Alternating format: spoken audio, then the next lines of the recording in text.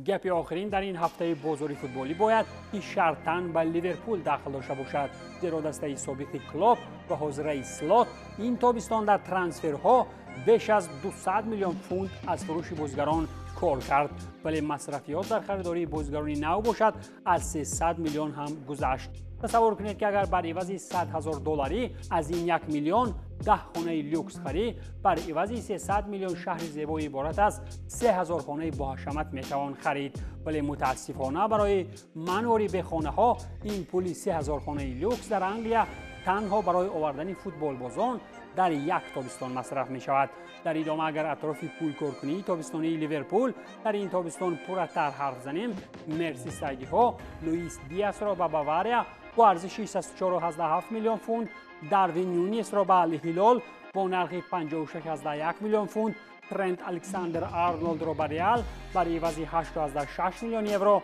کویرین کلخ را به برنتفورد با ارزش 18 میلیون پوند، جارل کوانس را به بایر با نرخ 32 میلیون یورو و بن دوک را به بورنموث با نرخ 25 میلیون پوند فروختند. همزمان بیش از 300 میلیون پوند در خریداری فلریان ویرتس، میلش کرکز، جرمی فریمپونگ، یوگو اکیتیک و جوانی لیون مصرف کردید. اکنون خود فکر کنید که سال گذشته لیورپول در سال اول سلات به یگان فاوریتی و هیچ خریداری در انگلیا چمپیون شد، ولی اگر این موسم با چنین بازیگران یگان جایزه نگیرد، هیچ کس از شما حیران نشود، زیرا فوتبال خود ورزشی کلاً هم پیشگویی نشونده است. این بود پایان برنامه ترانسفر در عمل. تنسیت و پولدار باشید.